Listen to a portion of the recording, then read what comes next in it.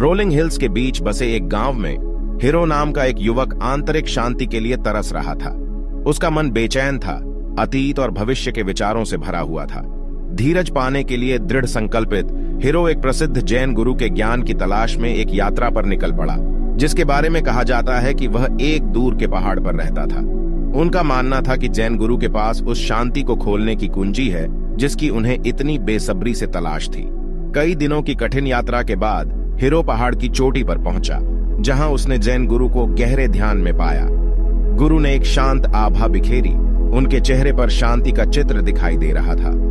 Hero बड़े सम्मान के साथ गुरु के पास गया और अपने अव्यवस्थित दिमाग को खाली करने और आंतरिक शांति पाने की इच्छा व्यक्त की। जैन मास्टर धीरे से मुस्कुराए और हीरो को एक सुंदर बगीचे से सजे एक छोटे से आंगन में ले गए।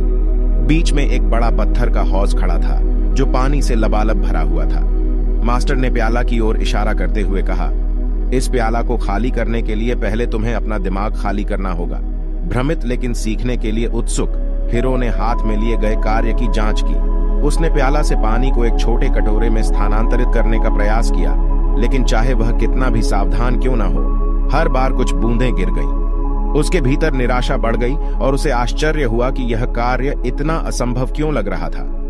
हीरो के संघर्ष को देखते हुए जैन मास्टर ने शांति से हस्तक्षेप किया।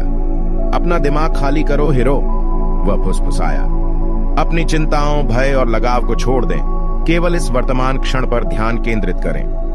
हीरो ने अपने दिमाग से सभी विकर्षणों को दूर करते हुए एक गहरी सांस ली। उन्होंने गुरु की सलाह का पालन किया और प्रवाह की स्थिति का पता लगाते हुए खुद को कार्य में लगा दिया। उसकी हरकतें सहज हो गईं और उसका मन शांत हो गया। प्रत्येक स्कूप के साथ पानी एक भी बूंद गिराए बिना छोटे कटोरे में सुंदर ढंग से बहता था। हीरो चमत्कारी परिणाम से आश्चर्यचकित हुआ।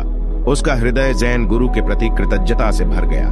उस पल में उसने उस गहन सबक को समझा जो उसके सामने प्रकट हुआ था। यह सिर्फ प्याला को खाली करने के बारे में नहीं था, यह उसके दिमाग को खाली करने के बारे में था। जैसे ही हीरो ने चुनौती पूरी की, एक नई शांति ने उसे घेर लिया।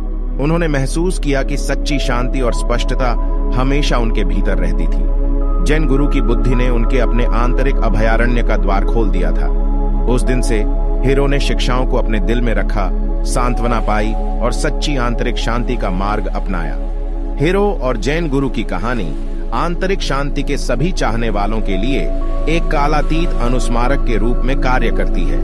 चिंताओं, भय और लगाव को त्याग कर और वर्तमान क्षण पर ध्यान केंद्रित करके व्यक्ति प्रवाह और स्पष्टता की स्थिति का अनुभव कर सकता है। जब आप आंतरिक शांति के लिए अपनी खोज शुरू करते हैं तो हीरो की यात्रा और जैन गुरु के ज्ञान को अपनाएं। क्या आप अपने भीतर शांति और सद्भाव पा सकते हैं जिससे ब्रह्मांड आपके माध्यम से प्रवाहित हो सके?